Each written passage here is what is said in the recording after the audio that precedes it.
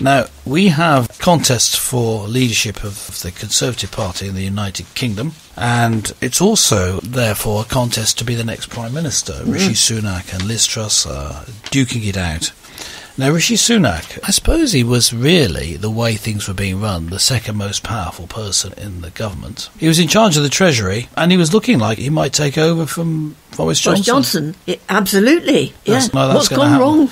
So, as expected, we have Liz Truss as our next Prime Minister, having won the vote to become the next leader of the Conservative Party, replacing Boris Johnson. This was predicted by the polls, so it shouldn't come as a surprise. But this being now the case, what are we going to expect from her? Now, we were just saying how Liz Truss had said that the lockdowns had gone too far, particularly in keeping the schools closed. Now, is this something that you expect to see her making changes in terms of legislation, legislating so that lockdowns are not going to happen again? The school closures aren't going to happen again without specific parameters being in place. They were locked down, she say, was going too far. So presumably now that she's Prime Minister, can make these decisions. She could stop it happening for the wrong reasons in the future. No, I'm afraid I tend to think that politicians tend to be watching their own back. I mean, Liz Truss has had the benefit of a number of supporters, a large number of supporters, obviously, otherwise she would not have won this vote amongst supporters members. Amongst members, as you say, members of the Conservative Party, nation as a whole. People, when faced with danger and disappointment and all the emotional factors that seem to affect us, I think will go the other way. She will go the way of the crowd. Okay, interesting, just to keep her job. You mean this as we run up to the general election, that she will do this? No. What is the thing that affects the will of politicians most? It is events. Yes. Events. Mm-hmm. You get a detrimental event and the crowd, the populace, fears.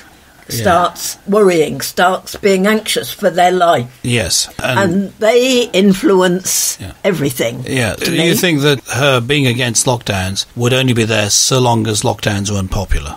Well, they aren't unpopular amongst the whole of the populace, are they? It needs for all the populace against Not lockdown. as yet. I think that the reason she spoke out against it, and Rishi Sunak also, although, they didn't help him secure the leadership, the reason she was doing it is she can see that there are more and more facts about the detrimental effects of lockdowns showing that they were a colossal mistake. And so I was thinking maybe that being the case, and as a weight of evidence will sway the public mind, is what I thought, and that she was just trying to get on the popular side of it before all that happens. I don't think the people consider the evidence the kind of factual evidence. They look at what is most important to them, whether their mums and dads are dying or their children are dying. Yeah, but if it's shown convincingly, surely, that lockdowns are killing them, that's the real danger. The fact that there are still people operating now amongst the populace as if a lockdown still existed shows to me that this country does not have a great deal of mental resilience. I think that you're right there. Now, we'll move on to just two more big issues that she could be dealing with. One is the fuel crisis, the energy crisis. Well, and people aren't showing great mental resilience there, are they? And the other is, related really, the war in Ukraine. Is she going to be able to bring to a resolution the war in Ukraine?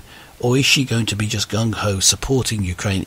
I don't know what the best thing is to happen. Certainly up until this point, Liz Truss has been very much on the same page as Boris Johnson. Yes. In supporting Ukraine. Yes. And sending huge amounts of money and weapons and politically supporting.